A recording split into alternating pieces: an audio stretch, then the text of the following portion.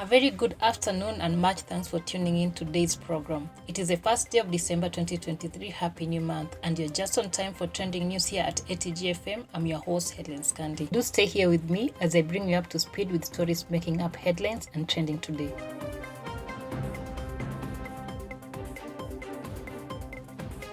Malindi court sentences Pastor Paul Mackenzie to 1 year in prison. DCI seeks Interpol aid to arrest 5 suspects linked to the murder of a teacher and a police officer in Siaya. Also today, Kenya Railways promises to construct signage at the Nairobi Expressway SGR exit and the SGR junction along Mombasa Road.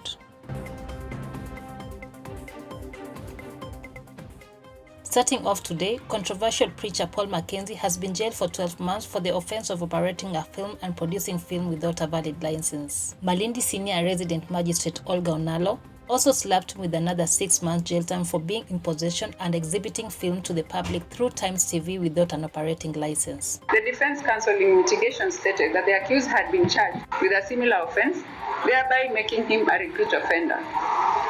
That, however, the said offense may not have been intentional.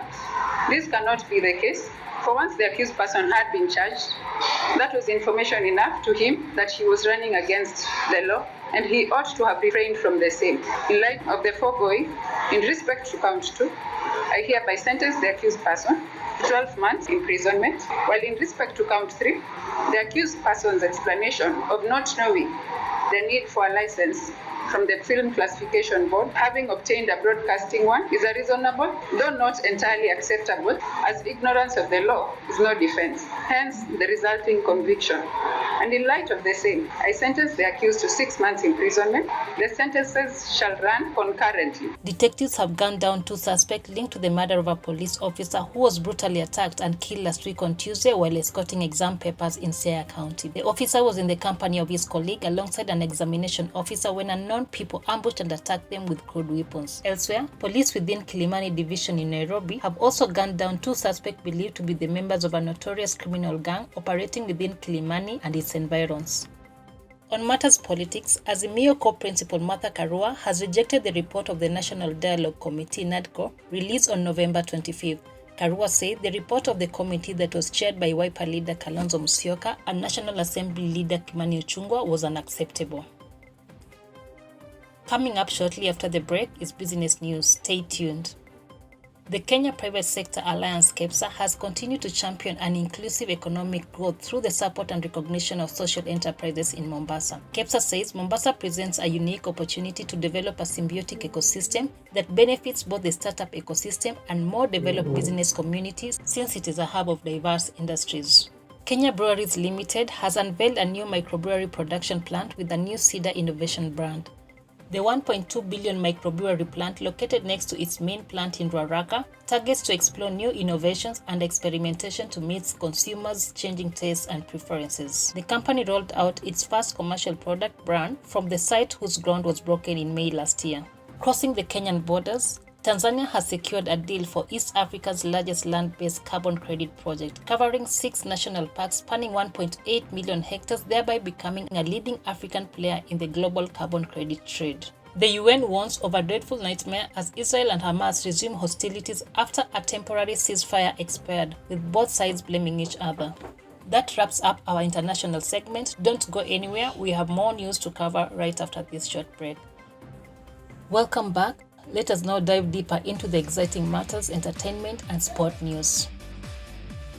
Catherine Kamau, popularly known as Kate Actress, walked away with the Actress of the Year award while Vera Sidika claimed the Celebrity Sensation award. Both women beat out stiff competition from seasoned stars and Pan-African heavyweights to emerge victorious.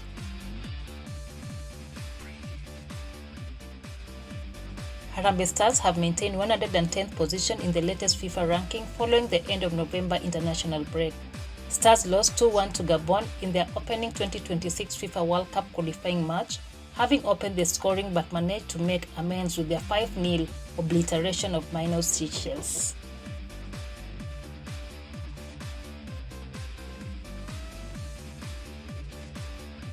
Manchester United travel to Newcastle United tomorrow night for a clash under the St James Park light as the Premier League most informed team. Kenya Sevens national teams Shujaa and Lioness will miss the Dubai Sevens International Invitation Tournament scheduled to take place from December 1st to 3rd in Dubai, UAE.